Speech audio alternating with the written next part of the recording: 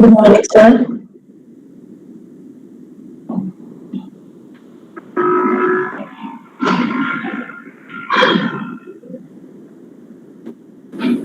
Hello, good morning, madam. Good morning, Dr. Seema. Hi, good morning.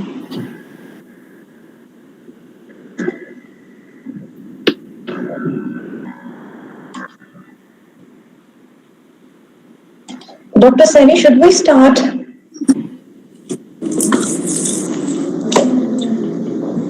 Hello, good morning, Sonia ma'am. Good morning, madam. Very good morning.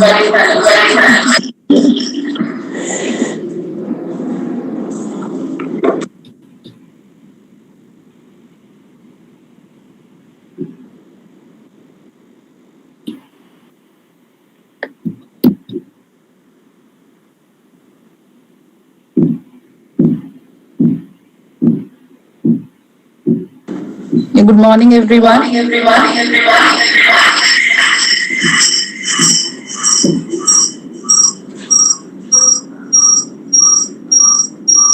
Shankaran, give us a Good morning, ma'am. Morning, ma'am.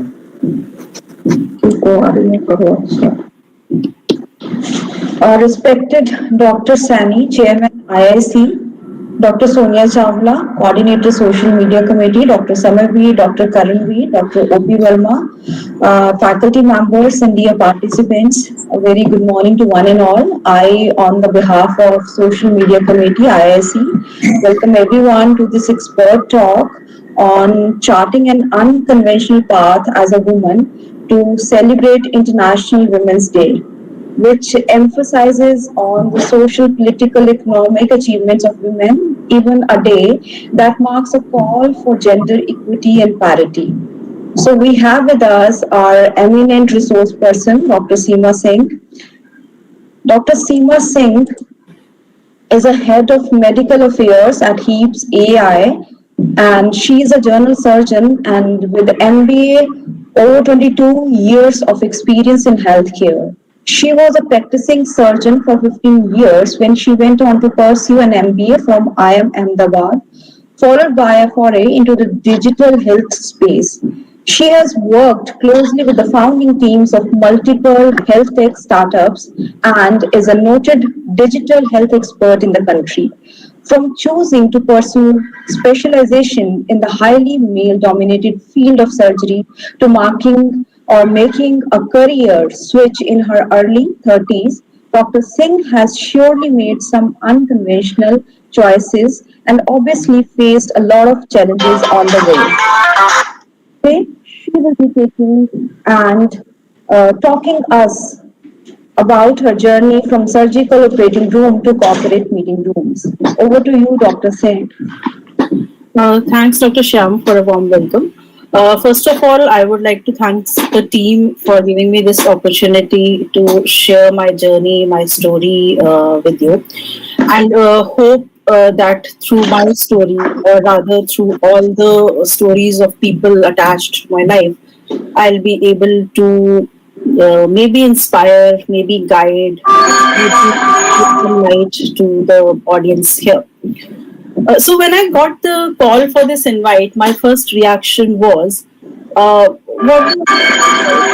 does one, inspire a group of, I would say, unrelated people? Me as a doctor, as somebody from a business fraternity, what is there which I can share with a group of academicians and engineers? What's common between us? What is it that I talk which will be relevant to them? And the answer that I got from the organizing team was share stories, because we all know that it is very easy to give gyan. I can go on talking about women empowerment, equality for women, lots of things, but that may not resonate well with all of you as much as probably sharing stories would. So that is how I'm going to talk today.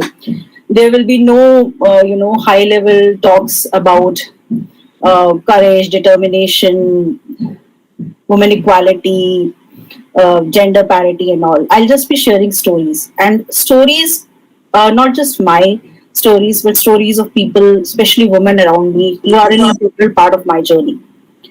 So what happens whenever we look at inspiring women stories in the media? There are two types of stories that would pop up.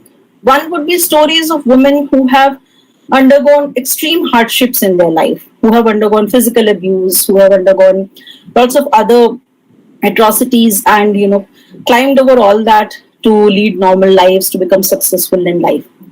Uh, that is one kind of stories that we hear. Somewhere, a lot of majority of us who have been privileged enough to be sheltered may or may not relate to those stories. And the second set of stories that we hear is women who have been supported well in their families, who have come a long way, who are successful entrepreneurs, leaders, ministers. And we look at them and say, wow, they have done so well in life, they're so strong. And we kind of try to find inspiration from them. But what gets lost in the translation of these stories is the stories of people who are behind those women. When we look at a successful woman, for example, today when Dr. Shyam introduced me as a surgeon, as an IMA grad, the story that you saw is Dr. Seema Singh standing in front of you. The story which none of you saw is the stories of the women. And today, because it's International Women's Day, we are focusing on the women. So there are stories of the women who stand behind the successful woman. So today, before I start onto my story, I'll start from the story of my mother. So my mother hails from a very remote village in Uttar Pradesh, educated till class 5 only. And why only till class 5? Because there was no school in the village. The school was some few miles away, and being a girl child, she was not allowed to travel. So she could never get education beyond class 5. And she always regrets saying that I used to be the brightest student in the class, but I could never get an education. She doesn't know a single letter of English, only studied Hindi till class 5. Can read Hindi, but obviously not much. From there, she got married, moved to Punjab, and went on to have a family. And when it came to having a family, she had 3 daughters. And most of you know in our society what does it mean to not have a male child, to have only girl child. Now, life, the conventional thinking before her would have been, okay, I have 3 daughters, I will somehow bring them up, get them married, teach them all the household work. They should know how to cook, clean, do embroidery, do stitching. They should be very obedient. They should learn to gel into their in-laws' family well. And I'll get them married, and my burden will be sorted. But was that the choice that she made? The answer is no. She, literally very little educated woman from a village in Uttar Pradesh, at that point in time, took the decision, took the stand, took the courage to stand up for her daughters, and decided, no, my daughters will get the education that I never got. They will realize their dreams. There will be no boundaries set for them. So it's not that in our house we did not do household work, but the household work was equally distributed between the 3 daughters, the mother, as well as the father. We have grown up seeing our father managing our education, our studies, our school uniforms, to the extent of polishing our shoes, to the extent of standing outside college gates for long hours when we were appearing for competitive exams, or when I was going for some science seminars, webinars. He has traveled across the state with me. So today I'm proud to say that because of the choices that my mother made, the courage that my mother had at that point of time to not mold her daughters into a conventional society frame, obviously supported by my father, is the result that all 3 of us today are well educated, well placed. I am a doctor in MBA. My sister is an engineer. She is a faculty. My third sister is also works with the railways. So all 3 of us are educated, career-oriented women. And it is all because of the courage of that one woman who had very little education, did not know anything about feminism, International Women's Day, equality, parity. So I think that is the kind of story that also needs to be shared. While we are sharing stories of her daughters, we should also share the stories of that mother. Coming to the other woman in my life, I got married after I did my MBBS and my post graduation, and I wanted to pursue super specialization. And immediately after marriage, I went to my in-laws' house with a big box full of books, the only gifts that I carried from my father's home was my books. And for 3 months, I stayed with my mother in law while I was studying for competitive exams. My mother in law took care of all my needs. I was not expected to, do any of the household work. She took care of all my needs, supported me in every possible way. And when I went for my 1 year MBA to IIM Ahmedabad, it was a full time residential program. And my daughter was 3.5 years old. And guess who supported me at that time? My mother in law. She actually moved into my house, took care of the family for 1 full year, did not let at any point of time me be bothered by how my kids are taken care of, who is taking care of them. She's the one who supported my husband in taking care of the family. So she took a very unconventional choice of supporting her daughter-in-law in her studies, in her passion, in going further in life. You will find a lot of people, a lot of women supporting their daughters. But how many women do you find supporting their daughter-in-laws in their unconventional career journeys? To the extent that even today, if I have to travel for work and my husband is not around to take care of kids, my mother-in-law actually comes to my house, stays for a week, 10 days, whatever my length of travel is, and takes care of the family in my absence. And never have I heard from her that no, we can't do it. You should be taking care of your family. Why are you going? Where are you going? So that is the kind of a courage, the support system, that is the kind of story that needs to be told on International Women's Day. It's not just the stories of, shining, glistening, successful women that needs to be told. It's also the stories of the women who are very slowly working in the background, empowering the women to take courageous steps. So that's the reason I felt that my story will not be complete without the stories of these two very special women that should be told before I actually go on to my story. Now, if I only talk about the support that I got from the women in the family, then most of the men in the audience would say ki there was no acknowledgement of our role and we are feeling left out. So then I will tell you the story of my husband and my father. So my father was educated well enough, had a government job, and the job was paying well enough to take care of the family, but to be able to support the education of 3 children, higher education was a difficult task for him. And at many points in time, he got told that why are you spending money on daughter's education? It's a waste of your money. It's a waste of your resources. You should rather be saving money for their dowry, for their marriage. You are wasting money. And my grandfather actually used to say that you're running around so much for your daughters, taking them for sometimes seminars, sometimes competitions, sometimes competitive exams. Why are you stressing so much about your daughter? Just marry them off and be happy. But then my father took that stand, took that courage to support the 3 women in the family, to build careers, to go ahead and do better things in life. Without his courage, without that support, maybe none of us would have landed where we are today, and you would not have been listening to my story today if my father had not taken a stand that nothing will stop my daughters from realizing their dreams, from choosing the career of their choices. And then when I got married, I was lucky enough to find a husband whose only, the most important thing in his life is that my wife should never be able to tell me that I stopped her from doing something. So if I wanted to pursue surgery, he was there with me. If I wanted to pursue specialization, he was there with me. If I wanted to leave my 3.5-year-old kid and go for a full-time MBA, after resigning from a full-time secure government job, he was there for me. No questions asked any point of time.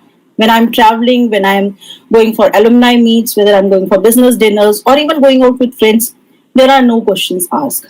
His only motto in life is, my wife should not be able to say that I stopped her from doing anything. So that's the kind of support that I got. Those are the kind of stories that run in the background that today I'm able to sit here and share my story with you.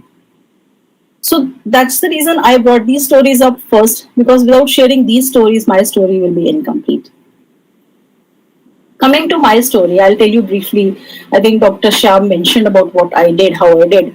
But let's talk more about my journey and the kind of challenges I faced. And to emphasize again, none of these challenges I would have been able to overcome without the support of these wonderful people in my life. I was the youngest daughter in the family, and bright in school, as most of us who become doctors are. So, school may always an overachiever, went on to do my 12th and then got admitted to a medical college, did my MBBS. And ever since I was in class 11, I wanted to be a surgeon.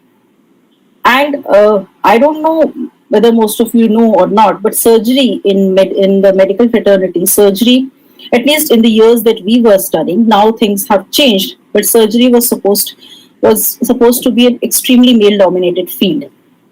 Like in a class of 50, if there were 10 surgeons, all of them would be males. In our batch of 30 people in Masters of Surgery program, there used to be only one woman in a year who would actually be a surgeon.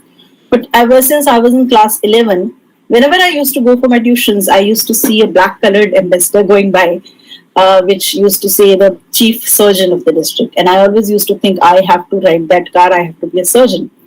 And when I completed my MBBS, I had the choice of taking up other branches, less challenging, like something like ophthalmology, pediatrics. But then I wanted to be a surgeon.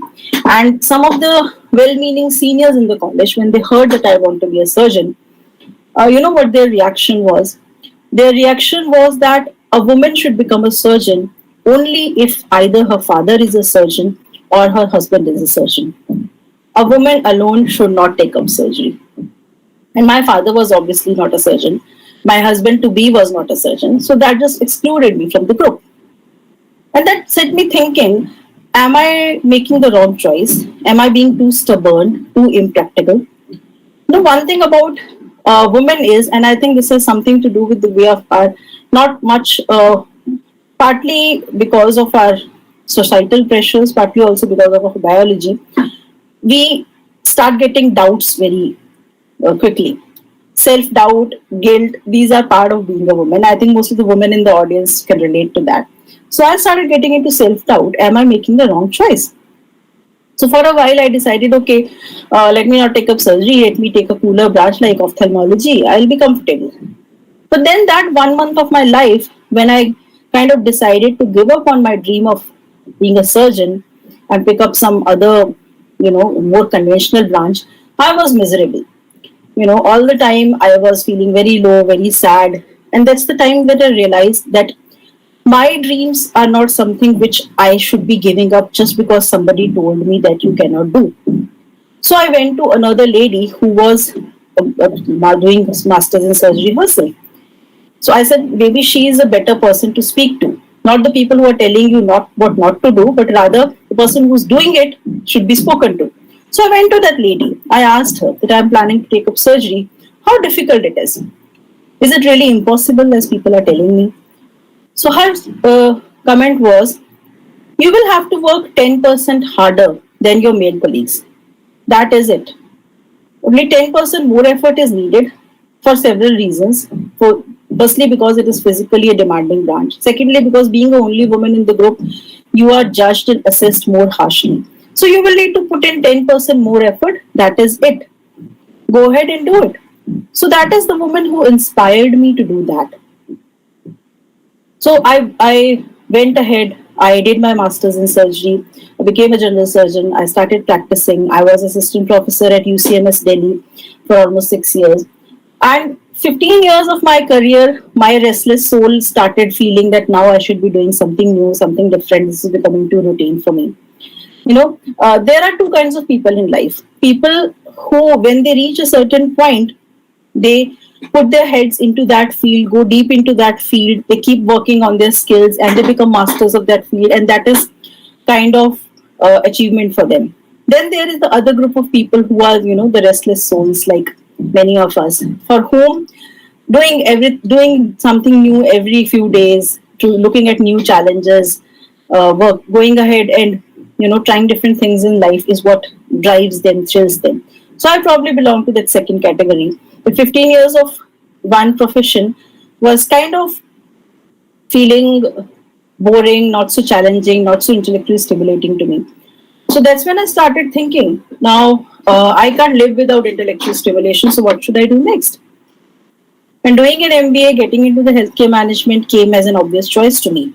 Again, started the same challenge of people telling you, are you stupid? You're putting so many years into this career. You're throwing everything away, going on to a new path. Who knows what will happen on the other side? What will you do if you do not succeed? Even my students were talking behind my back. Why is she doing that? See, she will fail miserably. She's a fool. So lots of things started happening. But then, me being me, took that as a challenge and took the plunge. I gave my GMAT exam at the age of 37 when I had not studied maths after class 10. So I went back to the books, studied maths again, studied English again. I aced my GMAT and got into the IIM Ahmedabad's 1 year MBA program. There again, obviously, I was the only doctor in the batch, the only person who had not studied statistics, probability, data, planning, and all those things. But then, and newer things like economics. We had not studied economics in our class 10th or 11th. So economics, the word economics was new to me. So then there are microeconomics, macroeconomics, there's supply chain, there's cost accounting, the balance sheets, you name it, and they threw it at us. But one advantage of being a doctor is that you have worked so hard through your years of graduation that no challenge, at least in academics, is a challenge for you. So I was able to manage through my MBA very easily. But the challenges don't stop there. Most of us feel that if we have a degree from an elite institute, the challenge is over. We tell that to our kids, you get into a good graduation and the challenge is over. You do a good post-graduation from US and the challenge is over. The answer, we also know. When we tell that to our kids, but in our hearts, we know the challenge doesn't end there. From campus, I couldn't get placed because I was the only doctor in the batch, had a very different profile. So on campus, they couldn't find the companies to, come for one candidate. And I couldn't get placed through campus. From outside campus through a consultant, I accidentally landed in a job in a startup. And this was 7 years back when digital was just starting. And health made digital, nobody had even heard of. Some of my seniors told me, in health, why are you in this peripheral field? Come to the main field of pharma or technology. You're wasting your time. But I said, no, this sounds interesting to me. I'm learning new things. Let me try. And I stuck to digital. And 2 years, 3 years down the line, digital became a boom. So today, digital health is one of the most fastest growing sectors in healthcare. So it all worked out for me at the end. And today, when I look back on my journey in the digital health space, it might look very nice. People look at my LinkedIn profile and they say that, wow, you have built up such a nice profile for yourself and you are so acclaimed, this and that. But only I know what all challenges went in behind that and what kind of effort went in behind that. So talking about challenges, as a woman, the most common thing that we get to hear across our lives is, you cannot do it. You should not be doing it. This is not good for you. So we hear more no's and what not to do's from the people around us, from the society in general, than we actually hear, you can do it. So I don't know whether most of the men in the audience may or may not relate to that, but I think women would relate to it very well. Most of the time you get told that you cannot do this rather than, go ahead, you can do it. And when we get told that we should not be doing a particular kind of a role, a particular kind of a career, or a particular kind of a lifestyle or attitude, or not knowing cooking, not knowing household tasks, or we should be, then most of us, a lot of us accept that as the norm, accept what the society tells us that, this is where the things should be. And we get into that groove and we somehow try to fit in, we try to please people and not do anything different. So that's why where a lot of women, highly educated, highly talented, bright, sharp people, they are not able to realize their full potential outside the house. They usually, I'm not saying that homemaking doesn't need effort or potential, but then a woman can do much more than just taking care of the home. They can contribute in a big way to the society, to the nation also. But because we get told that this is not how it should be, this is not how the society will approve of, we get bogged down by those no's and we never try to explore our full potential. But then there is a small group of us who take this as a challenge. People like me, if somebody tells me, you cannot do this, you will not be able to do this, you will be a fool to try this, that immediately triggers the reaction in my mind. This is exactly what I am going to do. So I take that as a challenge. I take that as a motivation, as an inspiration. And it is this difference in the approach to life, whether you take no's as a weakness, you accept the no's without questioning, or you take that no as a challenge, as an inspiration, and go ahead and do what you want in life. So that is what makes the entire difference in your journey. Your journey, if we all, there are times in life when we all come to, kind of a fork in our journey.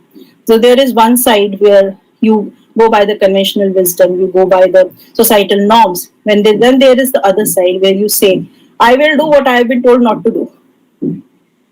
So it's the difference in taking those two paths which changes the entire course of your life. And it is when you yourself challenge the societal norms, only can you inspire your next generations to challenge the norms. It is you who set examples for your daughters and your sons. So I'll give you an anecdote from yesterday. I was on a call for a project that we are working on in a not-for-profit sector, and I'm the technical expert on that team on digital health. And there was a team of 3-4 people who had prepared a document, and I was reviewing, and they were asking me questions, and I was answering. And my son was sitting next to me, quietly listening to the conversation.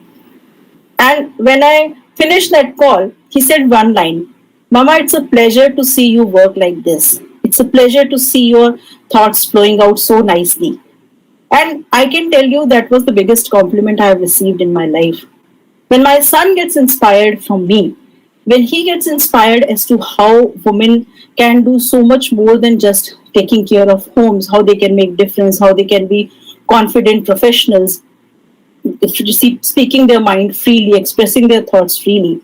When my son gets inspired from that and he sees in me how a woman should be, I think that is when I have achieved real success in life. In my home, we as mothers at times think that we are doing our kids a great favor by not letting them do the housework and asking them to focus on our studies.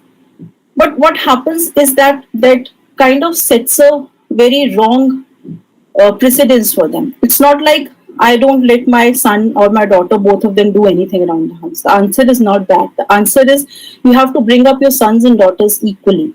Your son has to contribute to the housework as much as your daughter does, or you do, or your husband does. The only when we have equality at home, when we are able to inspire our next generation, especially boys, to see women as their equals, of them being equally responsible for housework or supporting the woman in their life, that you have actually be able to achieve equality. Otherwise, it is just on paper. Women today, they go out of the house to pursue their careers because that is their dream, which they do not want to give up. But then, trust me, for a working woman, pursuing her own dreams is a double burden, because she has to come back home, and that the burden of home, taking care of home, is still, or the onus is entirely on her. There is no distribution there. So for her, pursuing her dream comes at a big physical and mental cost in terms of physical stress, mental stress.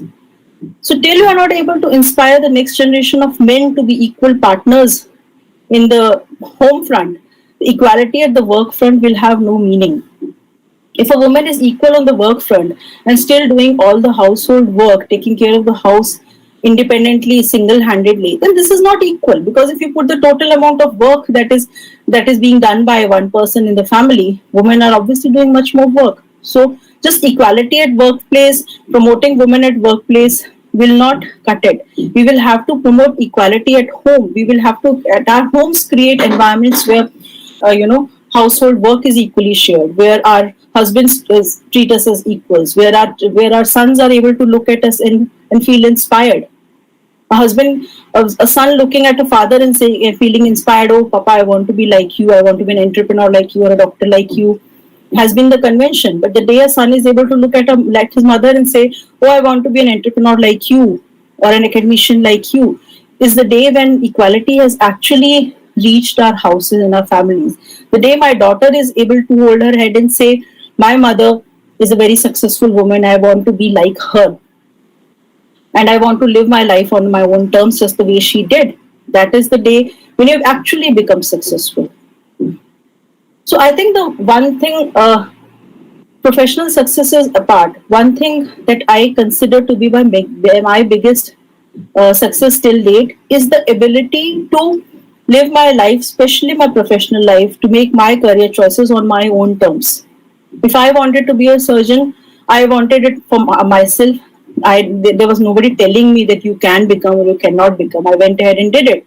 If I wanted to make a career switch in mid 30s, I went ahead and did it. Today also, if I worked for a full time job for 4 years and then I wanted to do a freelance consulting. I quit a well paying job with the Tata Group, which is one of the most renowned groups in the country. I quit that job in 5 months because I wanted to set up my own consulting.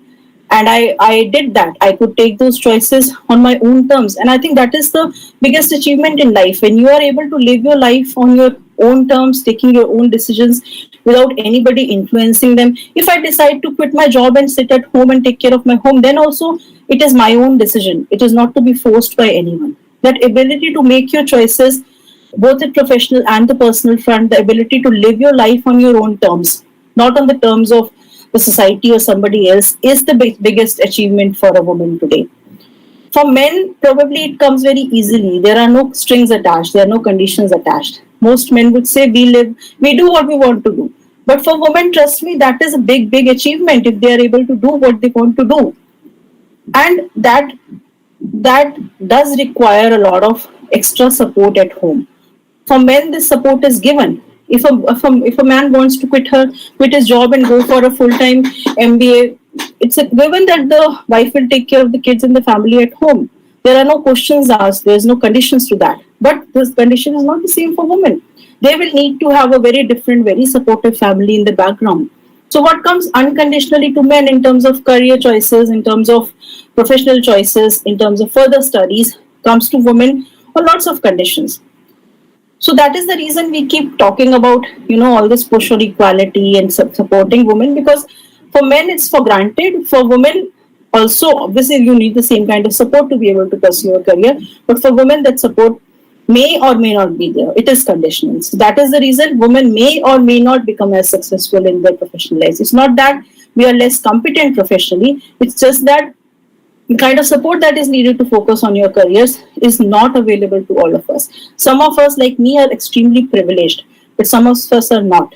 So, to promote women, to help them realize their dreams, the onus is more on the men and the other women supporting in the family than on the woman herself. If you give any woman that kind of a supporting environment, the kind of support which most men get unconditionally, then there is no reason why women should not be at the same level as men, and in terms of numbers, in terms of positions, designations, in terms of success. So, in the end, I would like to say just two things.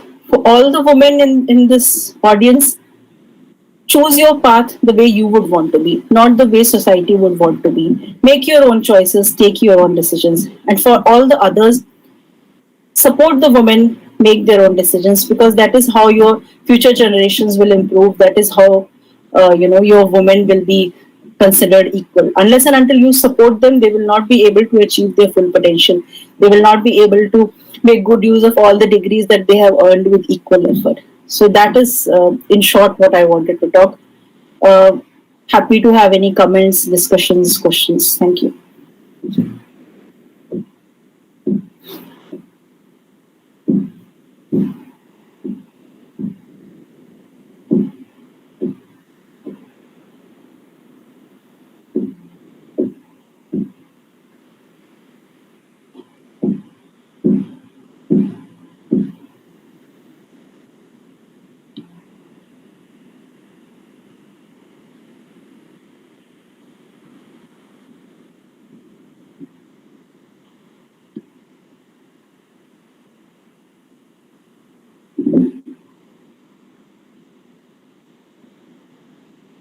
Hello, am I audible? Yes, ma'am. Any comments? Anybody wants to share their stories, which we can all relate to and draw some inspiration from? Please feel free to share your stories. It has been a monologue for past 30 minutes. It would be lovely to have some cross talks and some stories being shared here.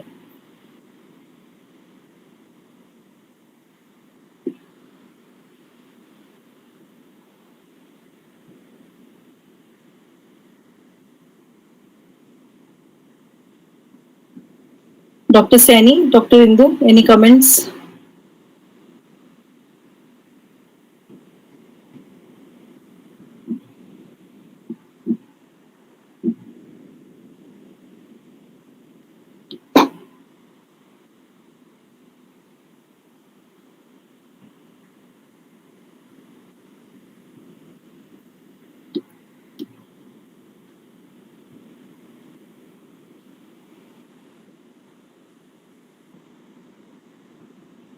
Is Dr. Shyam Kiran there? Dr. Shyam Kiran, any comments from you? Should we close the session?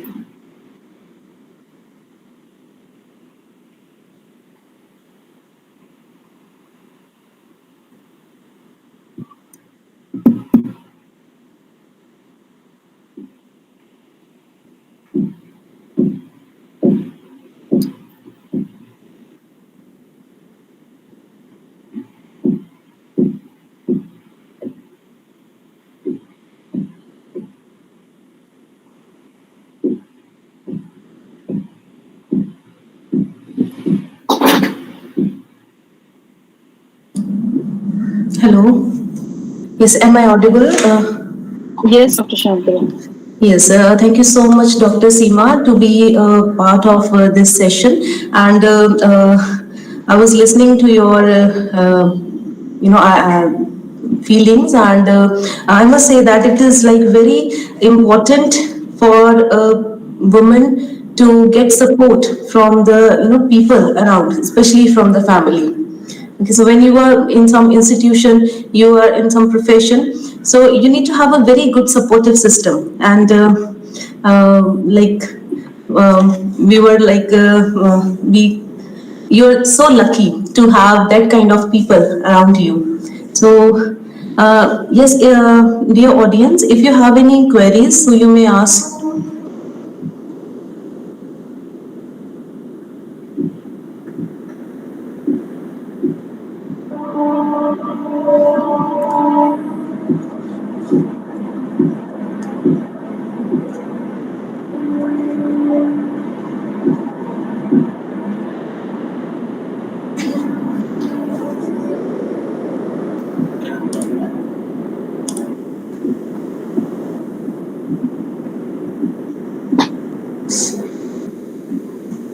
Yes, dear audience, if you have any queries or if you want to share your feedback, so you may ask your questions, or you may simply write your queries in the chat box.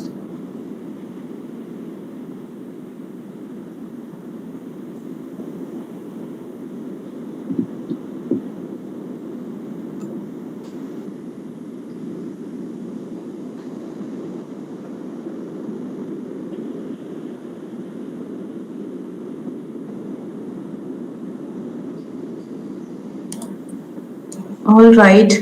So, thank you so much, Dr. Seema, to be a part of this session. And surely many of us would be inspired by your journey. And thank you so much, ma'am. Thanks again for giving me this opportunity. Thanks everyone for a patient hearing. Thank you. Okay. Thank you.